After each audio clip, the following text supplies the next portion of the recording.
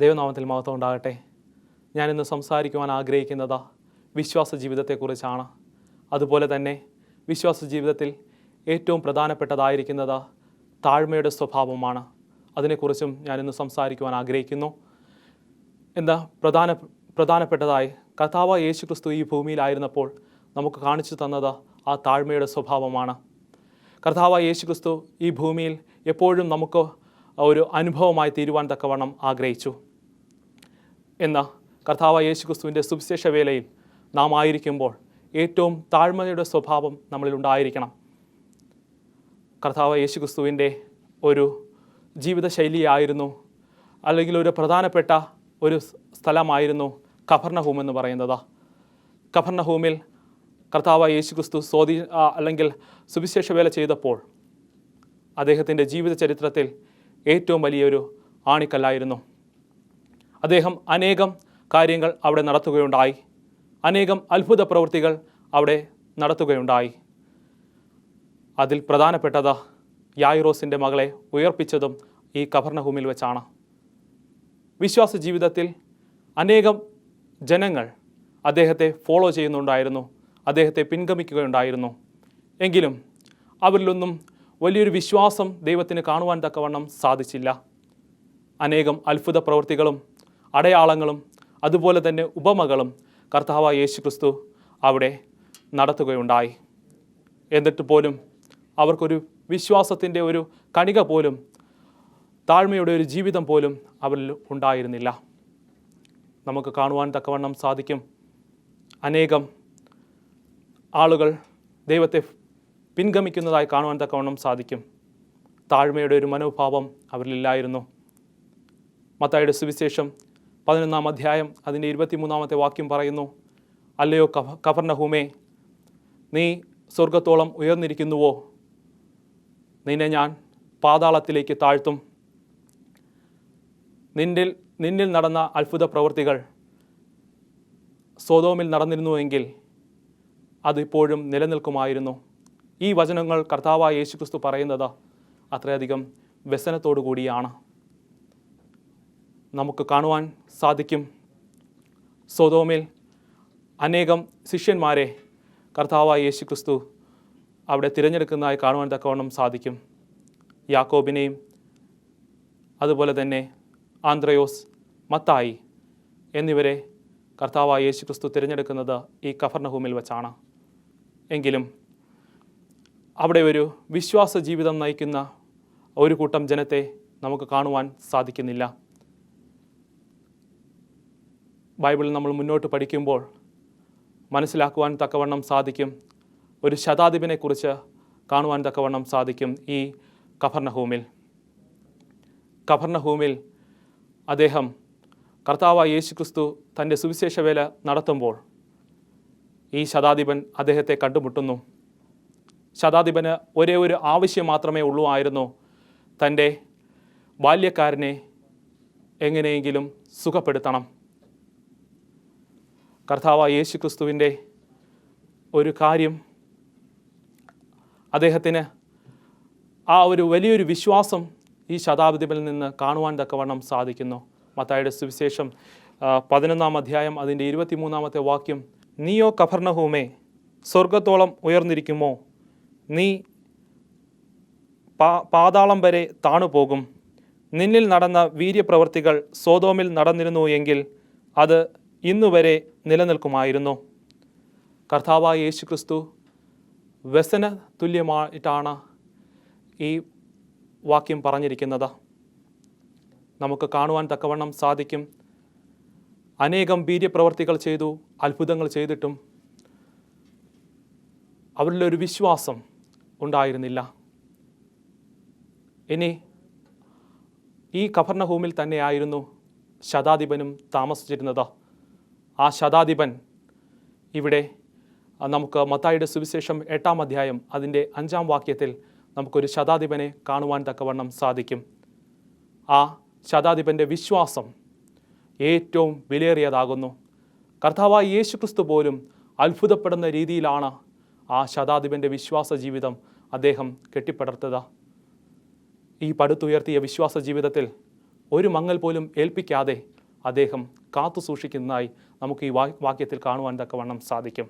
മത്തായിയുടെ സുവിശേഷം 8-ാം അധ്യായം അതിൻ്റെ 5-ാം വാക്യത്തിൽ ഇപ്രകാരം പറയുന്നു: അവൻ കഫർന്നഹൂമിൽ എത്തിയപ്പോൾ ഒരു ശതാധിപൻ വന്ന് അവനോട്, കർത്താവേ, എൻ്റെ ബാല്യക്കാരൻ പക്ഷപാതം പിടിച്ച് കഠിനമായി വേദനപ്പെട്ട് വീട്ടിൽ കിടക്കുന്നു എന്ന് അപേക്ഷിച്ചു പറഞ്ഞു. അവൻ അവനോട്, ഞാൻ വന്ന് അവനെ സൗഖ്യമാക്കും എന്ന് പറഞ്ഞു. അതിന് ശതാധിപൻ, കർത്താവേ, നീ എൻ്റെ പുരയ്ക്കകത്ത് വരുവാൻ ഞാൻ യോഗ്യനല്ല. ഒരു വാക്ക് മാത്രം കൽപ്പിച്ചാൽ എൻ്റെ ബാല്യക്കാരൻ സൗഖ്യം വരും. ഞാനും അധികാരത്തിന് കീഴിലുള്ള മനുഷ്യനാകുന്നു. എൻ്റെ കീഴിൽ പടയാളികൾ ഉണ്ട്. ഞാൻ ഒരുവനോട് പോക എന്ന് പറഞ്ഞാൽ പോകുന്നു, മറ്റൊരുവനോട് വരിക എന്ന് പറഞ്ഞാൽ വരുന്നു. എൻ്റെ ദാസനോട് ഇത് ചെയ്യുക എന്ന് പറഞ്ഞാൽ അവൻ ചെയ്യുന്നു എന്ന് ഉത്തരം പറഞ്ഞു. അത് കേട്ടിട്ട് യേശു അതിശയിച്ചു. ഈ വാക്യങ്ങൾ നമ്മൾ വായിക്കുമ്പോൾ കർത്താവായ യേശു ക്രിസ്തുവിൽ എത്രമാത്രം വിശ്വസിച്ചിരുന്ന ഒരു ശതാധിപനെ നമുക്ക് കാണുവാൻ സാധിക്കും. അദ്ദേഹം ആ വിശ്വാസ ജീവിതത്തിൽ ഏറ്റവും എളിമയുള്ളവനും താഴ്മയുള്ളവനുമായിരുന്നു. കർത്താവായ യേശു ക്രിസ്തുവിൻ്റെ ഒരു വാക്ക് മതി എൻ്റെ ബാല്യക്കാരന് സൗഖ്യം വരുവാൻ. അതികഠിനമായ വേദനയിലായിരുന്നു അദ്ദേഹം ആ പക്ഷപാതക്കാരൻ കിടന്നിരുന്നത്. ആ കഠിനമായ രോഗത്തെ മാറ്റുവാൻ തക്കവണ്ണം എൻ്റെ കർത്താവായ യേശു ക്രിസ്തുവിൻ്റെ ഒരു വാക്ക് മതി എന്ന് ശതാധിപൻ ഉറച്ചു വിശ്വസിച്ചിരുന്നു. ആ വിശ്വാസത്തിൽ എളിമയുടെ അനുഭവം ഉണ്ടായിരുന്നു, താഴ്മയുടെ അനുഭവം ഉണ്ടായിരുന്നു. ഇന്ന് നമ്മുടെ ക്രിസ്തീയ ജീവിതത്തിലും ആ എളിമയും താഴ്മയും ഉണ്ടായിരിക്കണം. നമ്മുടെ വിശ്വാസ ജീവിതത്തിലും ആ എളിമയും താഴ്മയും ഉണ്ടെങ്കിൽ മാത്രമേ നമുക്ക് ശതാധിപനെ പോലെ അത്ഭുതങ്ങളെ പ്രാപിക്കുവാൻ തക്കവണ്ണം സാധിക്കുകയുള്ളൂ. ഇന്ന് എന്നെ കേൾക്കുന്നതിൻ്റെ പ്രിയജനമേ, അപ്രകാരമൊരു വിശ്വാസ ജീവിതം ദൈവം നിങ്ങളിൽ നിന്ന് ആഗ്രഹിക്കുന്നു. ഈ അന്ത്യനാളുകളിൽ നാം ജീവിക്കുമ്പോൾ സാത്താൻ അത്യധികം നമ്മെ പരീക്ഷിക്കുമ്പോൾ അവൻ്റെ പിടിയിൽ നിന്നും നമുക്ക് രക്ഷ പ്രാപിക്കണമെങ്കിൽ കർത്താവായ യേശു ക്രിസ്തു ഈ ഭൂമിയിലായിരുന്നപ്പോൾ നമുക്ക് കാണിച്ചു തന്ന ആ താഴ്മയുടെ പാടവം, എളിമയുടെ പാടവം നമ്മിലുണ്ടായിരിക്കണം. നമുക്ക് എഫെസ്യർക്ക് എഴുതിയ ലേഖനം 2-ാം അധ്യായം അതിൻ്റെ 8-ാമത്തെ വാക്യം ഇപ്രകാരം പറയുന്നു: കൃപയാലല്ലോ നിങ്ങൾ വിശ്വാസം മൂലം രക്ഷിക്കപ്പെട്ടിരിക്കുന്നത്. അതിന് നിങ്ങൾ കാരണമല്ല, ദൈവത്തിൻ്റെ ദാനമത്രയാകുന്നു. കർത്താവായ യേശു ക്രിസ്തുവിൻ്റെ കൃപയാലല്ലോ നിങ്ങൾ രക്ഷിക്കപ്പെട്ടിരിക്കുന്നത്. അത് നിങ്ങളുടെ വിശ്വാസ ജീവിതത്തിൻ്റെ ആ ഒരു ദൈവത്തിൻ്റെ ദാനമാകുന്നു എന്ന എഫെസ്യരുടെ ലേഖനത്തിൽ അപ്പോസ്തലനായ പൗലോസ് വളരെ വ്യക്തമായി നമ്മോട് സംസാരിക്കുന്നു. അപ്രകാരം ഈ ലോകത്തായിരിക്കുമ്പോൾ നമുക്കുടെ പാപങ്ങൾക്ക് വേണ്ടി പലവിധമാകുന്ന രക്ഷാപ്രവർത്തനങ്ങൾ കർത്താവായ യേശു ക്രിസ്തു നമുക്ക് വേണ്ടി നൽകുന്നു.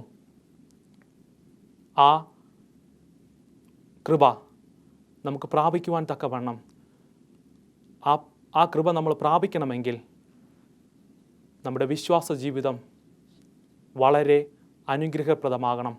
അതിലേറ്റവും പ്രധാനമായി താഴ്മയുടെ അനുഭവം ഉണ്ടായിരിക്കണം. നമുക്ക് പലപ്പോഴും കാണുവാൻ സാധിക്കും അധികാരങ്ങളുടെയും വെല്ലുവിളികളുടെയും ശബ്ദങ്ങൾ. നമ്മുടെ വിശ്വാസ ജീവിതത്തിൽ ദൈവം ആഗ്രഹിക്കുന്നത് സ്ഥാനമാനങ്ങളല്ല, അധികാരത്തിൻ്റെ ശബ്ദങ്ങളല്ല. ദൈവം ആഗ്രഹിക്കുന്നത് ശതാധിപനെ പോലെ താഴ്മയുടെ ഒരു മനോഭാവമാണ് ദൈവം ആഗ്രഹിക്കുന്നത്. അന്ന് ദൈവം കഫർന്നഹൂമിൽ അനേകം അത്ഭുത പ്രവൃത്തികൾ നടത്തിയപ്പോൾ ആ താഴ്മയുടെ മനോഭാവവും വിശ്വാസ ജീവിതവും കാണുവാൻ ദൈവത്തിന് സാധ്യമായില്ല. അവിടെ ശതാധിപൻ്റെ ആ ഒരു അനുഭവം ദൈവത്തെ അത്രയധികം അത്ഭുതപ്പെടുത്തി. കർത്താവായ യേശു ക്രിസ്തു അത്രയധികം അതിശയപ്പെട്ടു പോയി. ഇത്ര വലിയൊരു വിശ്വാസം ഞാൻ ഇസ്രായേൽ മക്കളുടെ ഇടയിൽ പോലും കാണുവാൻ സാധിക്കുന്നില്ല. കാണുവാൻ എനിക്ക് സാധിക്കുന്നില്ല എന്ന് ദൈവം പറയുകയുണ്ടായി. നമുക്ക് ഒരു ബൈബിൾ വാക്യം കൂടെ നമുക്ക് നോക്കാം. യെശയ്യാ പ്രവാചനം 38 അധ്യായം അതിൻ്റെ 1 വാക്യം. ആ കാലത്ത് ഹിസ്കിയാവിന് മരിക്കത്തക്ക വിധം രോഗം പിടിച്ചു. ആമോസിൻ്റെ മകനായ യെശയ്യാ പ്രവാചകൻ അവൻ്റെ അടുക്കൽ വന്ന് അവനോട്, നിന്റെ ഗ്രഹകാര്യം ക്രമത്തിലാക്കുക, നീ മരിച്ചു പോകും, സൗഖ്യമാകുകയില്ല എന്ന് യഹോവ അരുളി ചെയ്യുന്നു എന്ന് പറഞ്ഞു. അപ്പോൾ ഹിസ്കിയാവ് മുഖം ചുവരിൻ്റെ നേരെ തിരിച്ച് യഹോവയോട് പ്രാർത്ഥിച്ചു. അയ്യോ യഹോവേ, ഞാൻ വിശ്വസ്തയോടും ഏകഹൃദയത്തോടും നിന്നെ തിരുമുമ്പിൽ നടത്തുന്ന നിനക്ക് പ്രസാദമുള്ളത് ചെയ്തിരിക്കുന്നു എന്ന് ഓർക്കണമേ എന്ന് പറഞ്ഞു. ഹിസ്കിയാവ് ഏറ്റവും കരഞ്ഞു. ഈ വാക്യത്തിൽ നമുക്ക് കാണുവാൻ സാധിക്കും, ഹിസ്കിയ രാജാവ് വളരെയധികം രോഗശയ്യയിലായിരുന്നു. രോഗം പിടിച്ച ഏകദേശം മരിച്ചു പോകുന്ന അവസ്ഥയിലായിരുന്നു. അപ്പോഴാണ് യെശയ്യാ പ്രവാചകൻ അവിടെ വന്ന്, നിൻ്റെ ഗ്രഹകാര്യങ്ങളെല്ലാം നീ എന്ത് ചെയ്യുക, ക്രമപ്പെടുത്തിക്കൊള്ളുക, നീ മരിച്ചു പോകുമെന്ന് യെശയ്യാ പ്രവാചകൻ അവിടെ പറയുന്നു. അത് കേട്ടപ്പോൾ ഹിസ്കിയ രാജാവ് അത്യധികം വിഷമിച്ചു. അത്യധികം വിഷമിച്ചതിന് ശേഷം ചുമരോട് ചേർത്ത് തൻ്റെ മുഖം ചേർത്ത് പിടിച്ച ദൈവത്തോട് ഇപ്രകാരം സംസാരിച്ചു. തൻ്റെ അധികാരത്തെക്കുറിച്ചല്ല ഹിസ്കിയ രാജാവ് സംസാരിച്ചത്, തൻ്റെ വാഴ്ചയെക്കുറിച്ചല്ല ഹിസ്കിയ രാജാവ് സംസാരിച്ചത്. ഹിസ്കിയ രാജാവ് സംസാരിച്ചത് ഇപ്രകാരമായിരുന്നു: ദൈവമേ, ഞാൻ നിൻ്റെ വഴിയാണ് നടന്നത്, എന്നോട് കൃപയുണ്ടാകണമേ. നിനക്ക് ഹിതമില്ലാത്ത ഒരു പ്രവർത്തനവും എൻ്റെ ജീവിതത്തിലില്ലായിരുന്നു, നീ എന്നെ സൗഖ്യമാക്കണമേ എന്ന് താഴ്മയായി യാചിക്കുന്നതായി കാണുവാൻ തക്കവണ്ണം സാധിക്കുന്നു. ഈ ഭാഗം താഴോട്ട് വായിക്കുമ്പോൾ ഈ പ്രാർത്ഥന ദൈവം കേൾക്കുന്നു. ഈ പ്രാർത്ഥന ദൈവം കേട്ടുകൊണ്ട് അദ്ദേഹത്തിന് ഏകദേശം 15 സംവത്സരം കൂടെ അദ്ദേഹത്തിൻ്റെ ജീവിതം നീട്ടിക്കൊടുക്കുന്നു. അത്രയും കരുണാമയനായ ഒരു ദൈവമാണ് നമുക്കുള്ളത്. നാം താഴ്മയോടുകൂടെ അദ്ദേഹത്തിൻ്റെ സന്നിധിയിൽ ചെല്ലുകയാണ് എങ്കിൽ നമുക്ക് അനുഗ്രഹങ്ങൾ പ്രാപിക്കുവാൻ തക്കവണ്ണം സാധിക്കും. ഇന്ന് എന്നെ കേൾക്കുന്നതിൻ്റെ പ്രിയജനമേ, ഇപ്രകാരം നാം മുന്നോട്ട് പോകുമ്പോൾ വിശ്വാസ ജീവിതത്തിൽ ഏറ്റവും പ്രധാനപ്പെട്ടതായി നിൽക്കുന്നത് ഈ താഴ്മയുടെ മനോഭാവമാണ്. താഴ്മയുടെ മനോഭാവം ഉണ്ടാകുമ്പോൾ ഏറ്റവും അനുഗ്രഹങ്ങൾ പ്രാപിക്കുവാൻ, ദൈവത്തിൻ്റെ സന്നിധിയിൽ നിന്ന് അനുഗ്രഹങ്ങൾ പ്രാപിക്കുവാൻ തക്കവണ്ണം നമുക്ക് സാധ്യമായി തീരും. ദൈവം ഇപ്രകാരം നമ്മെ അരുളി ചെയ്യുന്നു: നാം ദൈവത്തോടു കൂടെ നടക്കുവാൻ ശ്രമിക്കുക. ഉൽപ്പത്തി പുസ്തകം വായിക്കുമ്പോൾ ദൈവത്തോടുകൂടെ താഴ്മയോടുകൂടെ നടന്ന ഹാനോക്കിനെ നമുക്ക് കാണുവാൻ സാധിക്കും. അദ്ദേഹത്തിൻ്റെ വിശ്വാസ ജീവിതം കാണുവാൻ സാധിക്കും. അനേകം ആളുകൾ ഉണ്ടായിരുന്നിട്ടും ഹാനോക്കിനെ ദൈവം സ്വർഗത്തിലേക്ക് എടുക്കുന്നതായി കാണുവാൻ നമുക്ക് സാധിക്കും.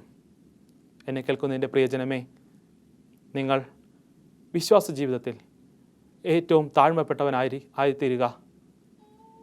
നമ്മുടെ ക്രിസ്തീയ ജീവിതത്തിൽ ഏറ്റവും താഴ്മയോടുകൂടെ ജീവിക്കുന്ന പൈതങ്ങളായി മാറുക. ദൈവത്തിൻ്റെ സന്നിധിയിൽ അതാണ് ഏറ്റവും വലുത്. നമുക്ക് ഉൽപ്പത്തി പുസ്തകം വായിക്കുമ്പോൾ തന്നെ നോഹയുടെ കാര്യത്തെക്കുറിച്ച് കാണുവാൻ തക്കവണ്ണം സാധിക്കും. നോഹ 120 വർഷക്കാലം അദ്ദേഹം പ്രസംഗിച്ചു. ഒരേ ഒരു കാര്യത്തെക്കുറിച്ചാണ് പ്രസംഗിച്ചത്: നിങ്ങൾ മാനസാന്തരപ്പെട്ട് നിങ്ങളുടെ പാപങ്ങളിൽ നിന്ന് തിരിഞ്ഞു വരിക. ഇവിടെ ജലപ്രളയം കൊണ്ട് കർത്താവായ യേശു ക്രിസ്തു ഇതിനെ നശിപ്പിക്കുവാൻ തക്കവണ്ണം പോകുന്നു. അതുകൊണ്ട് നിങ്ങൾ മാനസാന്തരപ്പെട്ട് തിരിഞ്ഞു വരിക എന്ന് പ്രസംഗിച്ചു. ആരും തന്നെ അത് കേൾക്കുവാനോ ചെവിക്കൊള്ളുവാനോ ആ പട്ടകത്തിൽ കയറുവാനോ ആരും ശ്രമിച്ചില്ല. 120 വർഷക്കാലം നോഹ പ്രസംഗിച്ചത് ഒരേ ഒരു കാര്യത്തെക്കുറിച്ചാണ്: നിങ്ങൾ എന്ത് ചെയ്യുക, നിങ്ങളെ ദൈവം നശിപ്പിക്കുവാൻ പോകുന്നു, നിങ്ങൾ മാനസാന്തരപ്പെട്ടുകൊള്ളുക. ഈ മാനസാന്തരത്തിൻ്റെ അനുഭവം അവരിലില്ലായിരുന്നു. ജലപ്രളയം വന്നപ്പോൾ അനേകം ആളുകൾ രക്ഷയ്ക്ക് വേണ്ടി ഈ പെട്ടകത്തിൽ കയറുവാൻ വേണ്ടി ശ്രമിച്ചു. എങ്കിലും ദൈവം അവിടെ വാതിലുകളെ അടയ്ക്കുന്നു എന്ന് കാണുവാൻ നമുക്ക് സാധിക്കും. ഇന്ന് എന്നെ കേൾക്കുന്നതിൻ്റെ പ്രിയജനമേ, ദൈവം പെട്ടകത്തിൻ്റെ വാതിലുകൾ അടയ്ക്കുന്നതിന് മുമ്പേ നാം ആ പെട്ടകത്തിൽ കയറിക്കൊള്ളുക. അതെന്ന് പറയുന്നത് നമ്മുടെ രക്ഷയുടെ മാർഗമാകുന്നു. ഈ അന്ത്യനാളുകളിൽ നാം ജീവിക്കുമ്പോൾ ആ രക്ഷയുടെ മാർഗം നമ്മളിൽ ഉണ്ടാകണമെങ്കിൽ ക്രിസ്തീയ സ്വഭാവ സവിശേഷതയുള്ള താഴ്മ നമ്മളിൽ ഉണ്ടാകണം. ദൈവം അപ്രകാരമാണ് നമ്മെ ഓർമ്മപ്പെടുത്തുന്നത്. ഈ വചനത്തിലുടനീളം നമുക്ക് മനസ്സിലാക്കുവാൻ തക്കവണ്ണം സാധിക്കുന്നതും അതുതന്നെയാണ്. ഹിസ്കിയ രാജാവിൻ്റെ കാര്യമെടുത്ത് നോക്കിയിരുന്നാലും ഹിസ്കിയ രാജാവ് അത്യധികം സന്തോഷിച്ചു. തനിക്ക് 15 സംവത്സരം കൂടെ ദൈവം നീട്ടിത്തന്നല്ലോ എന്ന് അദ്ദേഹം അത്യധികം സന്തോഷിച്ചു. അത്യധികം സന്തോഷിച്ചതിൻ്റെ ഫലമായി ആ ചാപ്റ്ററിൻ്റെ താഴോട്ട് വായിക്കുമ്പോൾ നമുക്ക് മനസ്സിലാക്കുവാൻ തക്കവണ്ണം സാധിക്കും. അനേകം സ്തുതിഗീതങ്ങൾ അദ്ദേഹം ദൈവനാമത്തെ മഹത്വപ്പെടുത്തുന്നതിന് വേണ്ടി ഉപയോഗിക്കുന്നതായി കാണുവാൻ സാധിക്കും. എന്നെ കേൾക്കുന്നതിൻ്റെ പ്രിയജനമേ, ദൈവം നമ്മുടെ ജീവിതത്തിൽ ചെയ്ത ഓരോ അത്ഭുത പ്രവൃത്തിയിലും അതിനെ ദൈവത്തിനെ മഹത്വപ്പെടുത്തുവാൻ നാം ഒരിക്കലും മറന്നു പോകരുത്. നമ്മുടെ ജീവിതം എന്ന് പറയുന്നത് ക്ഷണികമത്രേ. അതിലും ഏറ്റവും വലുതാകുന്നു നമ്മുടെ വിശ്വാസ ജീവിതം. ആ വിശ്വാസ ജീവിതത്തിൽ ഒരു കണിക പോലും അഹങ്കാരത്തിൻ്റെയോ അധികാരത്തിൻ്റെയോ ചേഷ്ടകൾ വരാതെ നാം എപ്പോഴും താഴ്മയുടെ മനോഭാവം ഒരുക്കിക്കൊള്ളുക. അതുതന്നെയാണ് ദൈവം നിങ്ങളിൽ നിന്ന് ആഗ്രഹിക്കുന്നത്. ഏറ്റവും വലുതായി നാം കാണുന്നത് ഈ താഴ്മയുടെ മനോഭാവം തന്നെയാണ്. ശിഷ്യന്മാരുടെ ജീവിതത്തിൽ നോക്കിയിരുന്നാലും ആ മനോഭാവം നമുക്ക് കാണുവാൻ തക്കവണ്ണം സാധിക്കും. കർത്താവിൻ്റെ ശിഷ്യന്മാരിൽ പ്രധാനികളായിരുന്ന ആന്ത്രയോസ്, യോഹന്നാൻ, മത്തായി എന്നിവർ ഈ പ്രദേശത്ത് നിന്നായിരുന്നു, കഫർനഹൂമിൽ നിന്നായിരുന്നു. അവർ ദൈവത്തെ അനുസരിച്ച വിശ്വാസ ജീവിതം നയിക്കുവാൻ തന്നെ ത്യജിച്ചുകൊണ്ട് ദൈവത്തോടു കൂടെ നടന്നു. ഈ കാര്യങ്ങളൊക്കെയും നമുക്ക് ബൈബിളിലുടനീളം കാണുവാൻ സാധിക്കും. ഇവിടെ ദൈവത്തിൻ്റെ അതിപരിശുദ്ധമായ നാമം മുറുകെ പിടിക്കുവാൻ അവർക്ക് ഒരു മടിയും ഇല്ലായിരുന്നു. അതുപോലെ തന്നെ വിതയ്ക്കുന്നതിൻ്റെ ഉപമ, അതുപോലെ തന്നെ പലവിധമാകുന്ന ഉപമകൾ പല സന്ദർഭങ്ങളിലായി ദൈവം നമ്മെ ഓർമ്മിപ്പിക്കുന്നത് ഈ കഫർനഹൂമിൽ വെച്ചായിരുന്നു. എന്നിരുന്നാൽ പോലും ദൈവിക വിശ്വാസത്തിൽ ഒരു അടിസ്ഥാനത്തിൻ്റെ കല്ല്, വിശ്വാസ ജീവിതത്തിൻ്റെ ഒരു നാഴികക്കല്ല് ഇടുവാൻ അവർക്ക് സാധ്യമായില്ല. ആ വിശ്വാസ ജീവിതം പലരും നിർവീര്യമാക്കി കളഞ്ഞു. ദൈവസന്നിധിയിൽ നിന്ന് മാറി ചിന്തിക്കുന്ന മക്കളായി മാറിയിരുന്നു.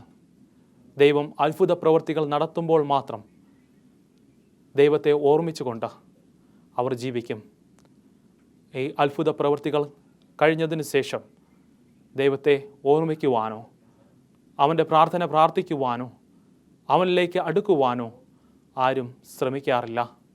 വീണ്ടും ദൈവം വ്യസന തുല്യമായി വാക്ക് പറഞ്ഞത് ഓർമ്മയിൽ സൂക്ഷിക്കുക. നമുക്ക് എപ്പോഴും ഓർത്തുകൊള്ളുക, നമ്മുടെ ജീവിതത്തിൽ ഒരു താഴ്മയുടെ അടിസ്ഥാനക്കല്ല് ഇടേണ്ടത് അത്യാവശ്യമാകുന്നു. ഈ കല്ലിടുമ്പോൾ അതിനെ ഉറപ്പിക്കേണ്ടത് കർത്താവായ യേശുക്രിസ്തു ആകുന്നു. നമ്മുടെ ജീവിതത്തിൽ എപ്പോഴും ദൈവത്തിന് പ്രാധാന്യം നൽകുക. പലപ്പോഴും അപ്പോസ്തലനായ പൗലോസ് തൻ്റെ സുവിശേഷ വേലയിൽ ആയിരുന്നപ്പോൾ അനേകം പ്രതികൂല സാഹചര്യങ്ങൾ അദ്ദേഹത്തിന് നേരെ ഉണ്ടായി. ആ സാഹചര്യങ്ങളെല്ലാം അതിജീവിക്കുവാൻ തക്കവണ്ണം ഈ താഴ്മയ്ക്ക് സാധിച്ചു. താഴ്മയുള്ള വിശ്വാസ ജീവിതത്തിന് സാധ്യമായി തീർന്നു. അതുപോലെ തന്നെ നമ്മൾ ഹിസ്കിയ രാജാവിൻ്റെ അനുഭവം എടുത്തു നോക്കിയിരുന്നാൽ ആ രാജകീയ പദവികളൊന്നും ദൈവസന്നിധിയിൽ വരുമ്പോൾ അദ്ദേഹം ഉപയോഗിക്കുന്നില്ല. അദ്ദേഹം ഏറ്റവും താഴ്മപ്പെട്ട ദൈവസന്നിധിയിൽ നിന്നുകൊണ്ട് ദൈവത്തെ മഹത്വപ്പെടുത്തുവാൻ ഓർമ്മിക്കുന്നതേ ഉള്ളൂ. ദൈവമേ, ഞാൻ ചെയ്ത കാര്യം താഴ്മയോടുകൂടെ അങ്ങ് ദൈവമേ ഓർക്കണമേ എന്ന് മാത്രമാണ് അദ്ദേഹം പറയുന്നത്. ദൈവസന്നിധിയിൽ എളിമപ്പെടുന്ന മനുഷ്യരെ ദൈവം ഉയർത്തും. സങ്കീർത്തനക്കാരനായ ദാവീദും അതുതന്നെയാണ് പറയുന്നത്. ജ്ഞാനവും വിവേകവും ദൈവത്തിൽ നിന്ന് വരുന്നു. അത് പ്രാപിക്കുവാൻ, അല്ലെങ്കിൽ താഴ്മയോടുകൂടി ആ വിശ്വാസ ജീവിതം പ്രാപിക്കുവാൻ നാം ഒരുങ്ങിയിരിക്കുക. ദൈവം നമ്മെ ധാരാളമായി അനുഗ്രഹിക്കും. ഇതുപോലെ ഈ വിശ്വാസ ജീവിതം നയിക്കുമ്പോൾ അനേകം അത്ഭുത പ്രവൃത്തികൾ നിൻ്റെ ജീവിതത്തിലും സാധ്യമായി തീരും. നമ്മുടെ ജീവിതത്തിലും അനേകം ജീവിതങ്ങൾ സാധ്യമായി തീരുവാൻ ദൈവം ഇടവരുത്തട്ടെ. അതിന് ദൈവം ദാനമായി നൽകിയിരിക്കുന്ന കൃപ നമ്മൾ പ്രാപിക്കണം. കൃപ പ്രാപിക്കുമ്പോൾ നമുക്ക് പ്രതികൂല സാഹചര്യങ്ങൾ അനുകൂലമാക്കുവാൻ സാധിക്കും. വിശ്വാസ ജീവിതം ധന്യമായി, അല്ലെങ്കിൽ നേർമയോടുകൂടി നടത്തുവാൻ നമുക്ക് സാധ്യമായി തീരും. ദൈവം നമ്മെ ഓർമ്മപ്പെടുത്തുന്നു, എപ്പോഴും നാം പ്രാർത്ഥനാ ജീവിതം നയിക്കുക. വിശ്വാസ ജീവിതത്തിൽ പ്രാർത്ഥനയ്ക്ക് പങ്കുണ്ട്.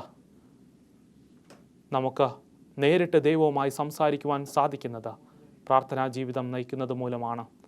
അതിൽ ആദ്യപടിയായി നാം വിശ്വാസ ജീവിതത്തിൽ താഴ്മയുള്ളവരായിരിക്കുക.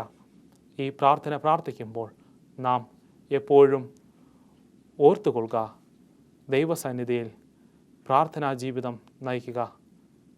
ഈ വാക്യങ്ങളെല്ലാം ഓർത്തുകൊണ്ട് നിങ്ങളുടെ ജീവിതത്തിലും അത്ഭുത പ്രവൃത്തികൾ നടക്കട്ടെ എന്ന് ശുഭാപ്തി വിശ്വാസത്തോടു കൂടി ഞാൻ എൻ്റെ വാക്കുകളെ ഉപസംഹരിക്കുന്നു. ദൈവം നിങ്ങളെ ധാരാളമായി അനുഗ്രഹിക്കട്ടെ. ഞാൻ ഒരു നിമിഷം പ്രാർത്ഥിക്കുവാൻ ആഗ്രഹിക്കുന്നു.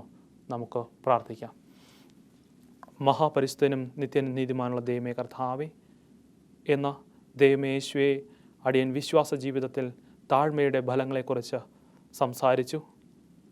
ഈ താഴ്മയുടെ ജീവിതം എന്നെ കേൾക്കുന്ന എല്ലാ വിശ്വാസികളിലും ഉണ്ടാകുവാൻ തക്കവണ്ണം അങ്ങ് സഹായിക്കണം. ഇത് കണ്ടുകൊണ്ടിരിക്കുന്നവരെ നിൻ്റെ കരങ്ങളിൽ ഏൽപ്പിക്കുന്നു. അവരെ നീ ഇവിടെ ധാരാളമായി അനുഗ്രഹിക്കുമാറാണമേ, ബലപ്പെടുത്തുമാറാണമേ കർത്താവേ. ഏത് പ്രതികൂല സാഹചര്യങ്ങളിലായിരുന്നാലും അവരേറ്റവും താഴ്മപ്പെട്ടുകൊണ്ട് അങ്ങയുടെ സന്നിധിയിലേക്ക് കടന്നു വരുവാനും അങ്ങയെ മഹത്വപ്പെടുത്തുവാനും നീ അവിടുന്ന് ഭരമേൽപ്പിക്കുമാറാണമേ കർത്താവേ. ആ ജീവിതത്തിൽ അനുഗ്രഹങ്ങൾ പ്രാപിക്കുവാൻ ദൈവമേ നീ ഇവിടുന്ന് വഴിയൊരുക്കുമാറാണമേ. അങ്ങയുടെ ഏറ്റവും വിലയേറിയ കരങ്ങൾ എപ്പോഴും മക്കളോടുകൂടെ ഉണ്ടായിരിക്കണം. അനുഗ്രഹങ്ങളെ നിറച്ചുകൊണ്ട് ആണിപ്പാടുള്ള കരം നീ ഇവിടുന്ന് നീട്ടണം. മാനവും മഹത്വവും അങ്ങെടുക്കണം. യേശുവിൻ്റെ നാമത്തിൽ തന്നെ ആമേൻ.